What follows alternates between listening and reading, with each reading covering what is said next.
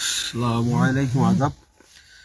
আজও separation of judiciary মানে বিচার বিভাগের পৃথকীকরণ এবং বিচার বিভাগের জন্য পৃথক সচিবালয় নিয়ে কথা বলার জন্য চলে আসলাম। আমাদের বর্তমান সরকার সিদ্ধান্ত নিয়েছে বিচার বিভাগীয় সচিবালয় অধ্যাদেশটি তারা আইনে পরিণত করবে না। আর সংসদীয় কমিটি যাচাই বাছাইয়ের জন্য যে সংসদীয় কমিটিতে পাঠানো হয়েছে তার মধ্যে ছিলেন আগের সুপ্রিম কোর্টের পারের আইনজীবী জয়নাল আবেদিন।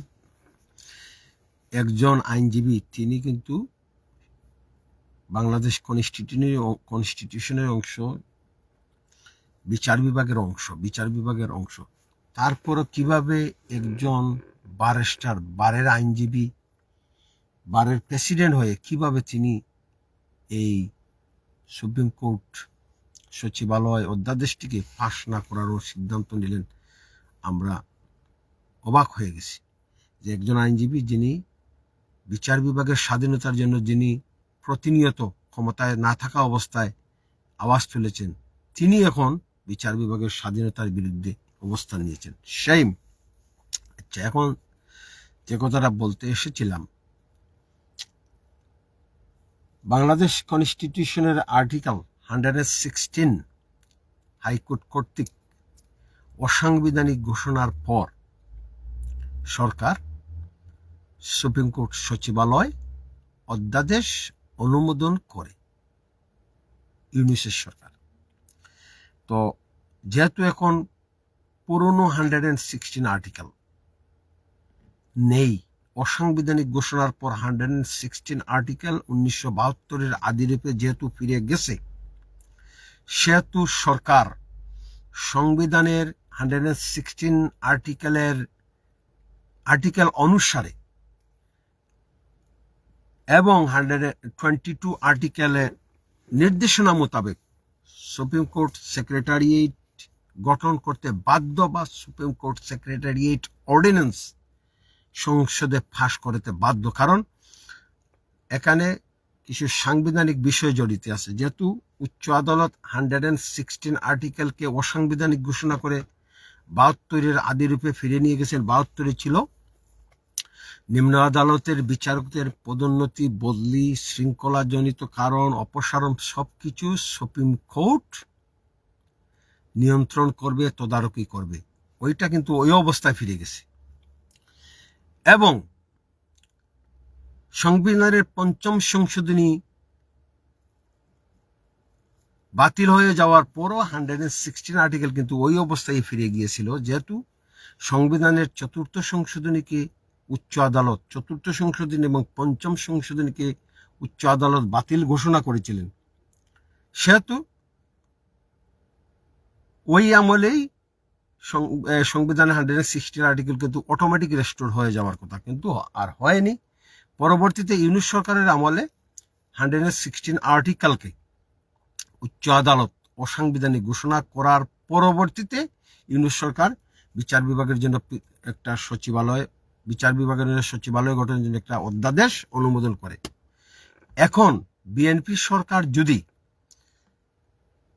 সংবিধান মোতাবেক এই অধ্যাদেশটিকে অনুমোদন না করে, তাহলে বিএনপি সরকার সংবিধান অবমাননার বা লঙ্ঘনের দায়ে অভিযুক্ত হবে। কারণ 116 আর্টিকেল বা অসাংবিধানিক ঘোষণা করার পর 116 আর্টিকেল বর্তমানে যে অবস্থায় আছে, 72-এর আদিরূপে যেহেতু ফিরে গেছে, 72-এর আদিরূপ বলছে সুপ্রিম কোর্টের নিজস্ব সচিবালয় থাকবে এবং সুপ্রিম কোর্ট তার নিম্ন আদালতের বিচারকদের সুপ্রিম কোর্ট নিজে নিয়ন্ত্রণ করবে। এখন এখানে যে অবস্থা সৃষ্টি হয়েছে, এখন আমার প্রস্তাব হলো, বাংলাদেশের একজন অ্যাটর্নি জেনারেল আছেন। অ্যাটর্নি জেনারেলের উচিত বিষয়টি, তিনি কিন্তু সরকারের অ্যাটর্নি জেনারেল, বাংলাদেশের অ্যাটর্নি জেনারেল হয়ে যায় সরকারের অ্যাটর্নি জেনারেল না। পৃথিবীর বিভিন্ন দেশের অ্যাটর্নি জেনারেল তিনি রাষ্ট্রের প্রধান আইনজীবী, ইনি সরকার নয়। সরকার থাক বা না থাক, অ্যাটর্নি জেনারেল থাকবে, প্রধান বিচারপতি থাকবে, রাষ্ট্রপতি থাকবে। এটা হলো স্টেটের বিষয়। বাংলাদেশের অ্যাটর্নি জেনারেলের উচিত বিষয়টি সুপ্রিম কোর্টে নিয়ে যাওয়া এবং সুপ্রিম কোর্টের দৃষ্টিগোচর করা, এবং অন্যান্য যারা আইনজীবী আছেন বাংলাদেশে অনেক আইনজীবী আছেন এবং বাংলাদেশ জুডিশিয়াল সার্ভিস অ্যাসোসিয়েশনের অনেক সিনিয়র জাজেস আছেন, ডিস্ট্রিক্ট জাজেস, চিফ জুডিশিয়াল ম্যাজিস্ট্রেট, তাদের নেতৃবৃন্দ। আপনারা চাইলে বিচার বিভাগের স্বার্থে আপনারা এটা কোর্টে নিয়ে যেতে পারেন, যেহেতু সেপারেশন অফ জুডিশিয়ারি এবং independence of judiciary is the basic part of Bangladesh constitution.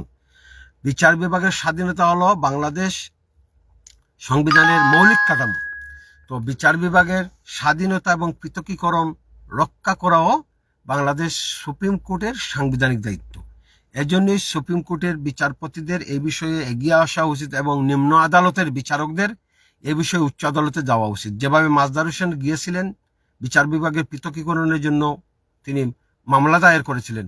Bangladesh judicial service অ্যাসোসিয়েশনের দায়িত্ব কিন্তু মাজদার হোসেনের মতো এখনো রয়ে গেছে। জুডিশিয়াল সার্ভিস অ্যাসোসিয়েশনের বিচারকদের নিম্ন আদালতের তাদের উচিত উচ্চ আদালতে যাওয়া। যে হাইকোর্ট 116 আর্টিকেল বাতিল বা অসাংবিধানিক ঘোষণার পর ইউনিসেফ সরকার বিচার বিভাগীয় সচিবালয় অধ্যাদেশ জারি করেন। এটা কিন্তু সংবিধান মোতাবেক। তারা এই বিষয়ে ভয়েস রেজ করতে পারেন যে এখন সরকার সংবিধানের বেসিক স্ট্রাকচার 116 আর্টিকেল 72 আদি রূপে যে অবস্থা আছে ওইটার বিরুদ্ধে দাঁড়িয়ে সরকার এই অধ্যাদেশকে অনুমোদন না করে পারবে না। যদি না করে সরকার হবে সংবিধান দ্রোহী, সংবিধান লঙ্ঘন হবে সরকারের। এটা সংবিধান লঙ্ঘনের দায়ে অভিযুক্ত করা যাবে আইনমন্ত্রীকে। এখানে বিভিন্ন গ্রুপ আছে। তো আমরা as a sovereign people supreme কোর্টকে নির্দেশনা দিচ্ছে, আপনি এজ এ গার্ডিয়ান অফ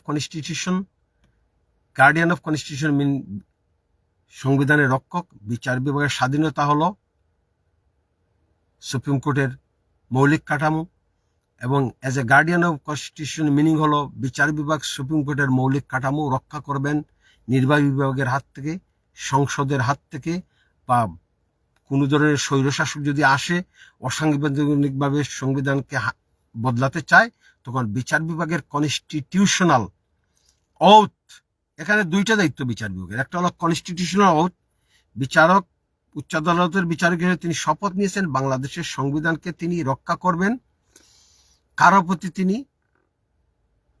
সবার প্রতি সমান আচরণ করবেন, ভয় ভীতির ঊর্ধ্বে থাকবেন। এটা হলো একটা ওথ। আর ওথের মধ্যে আরেকটা আছে, তিনি সংবিধানকে রক্ষা করবেন, এটাও নিয়েছেন। বিচার বিভাগের সংবিধানকে রক্ষা করতে হলে বিচার বিভাগের স্বাধীনতা রক্ষা করতে হবে। সংবিধানকে রক্ষা করতে হলে বিচার বিভাগের স্বাধীনতা রক্ষা করতে হবে। বিচার বিভাগের স্বাধীনতা রক্ষা ছাড়া সংবিধান রক্ষা হয় না। আর সুপ্রিম কোর্ট নিজেই বিচার বিভাগের স্বাধীনতা রক্ষক এবং সংবিধানের রক্ষক।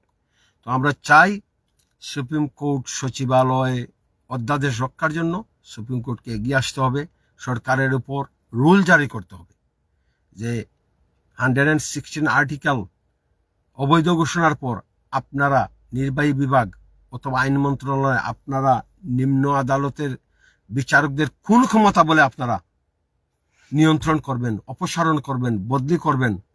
116 আর্টিকেল বাতিল হয়ে যাওয়ার পর রাষ্ট্রপতির সঙ্গে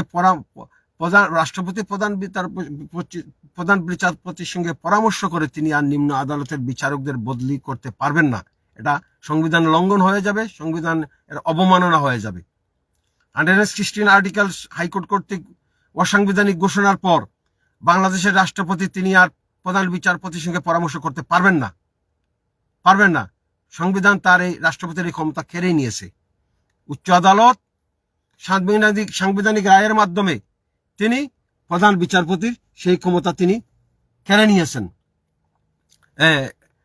রাষ্ট্রপতির সেই ক্ষমতা তিনি কেড়ে নিয়েছেন। এখন রাষ্ট্রপতি আর প্রধান বিচারপতির সঙ্গে তিনি পরামর্শ করতে পারবেন না। যদি রাষ্ট্রপতি পরামর্শ করেন সংবিধান লঙ্ঘন হবে, সংবিধান লঙ্ঘনের দ্বারা রাষ্ট্রপতিকে অভিযুক্ত করা যাবে। এখন প্রধান বিচারপতির উচিত এই অধ্যাদেশ যদি পাস সংসদে না হয়, প্রধান বিচারপতির উচিত, সুপ্রিম কোর্টের উচিত তার সাংবিধানিক ক্ষমতা বলে সুপ্রিম কোর্ট সচিবালয়কে রক্ষা করা এবং মাজদার হোসেন রায় সুপ্রিম কোর্ট নিজ থেকে বাস্তবায়ন করবে। আর কোন পলিটিক্যাল সরকার মাজদার হোসেন মামলার রায় বাস্তবায়ন করবে না, সুপ্রিম কোর্ট সচিবালয় গঠন করবে না। যেহেতু গঠন করবে না, এখন সুপ্রিম কোর্টের সাংবিধানিক দায়িত্ব, প্রধান বিচারপতির সাংবিধানিক দায়িত্ব তার নিজ থেকে মাজদার হোসেন মামলার রায়কে 12 দফা বাস্তবায়ন করা, এর মধ্যে একটা হলো সুপ্রিম কোর্ট সচিবালয় গঠন করা। আর প্রধান বিচারপতির উচিত সংবিধানের নির্দেশনা মেনে তিনি নিম্ন আদালতের বিচারকদের বদলি, পদোন্নতি, তদারকি এসব করবেন। তিনি রাষ্ট্রপতিকে এ বিষয়ে আর কোনো কিছু জিজ্ঞাসা করবেন না।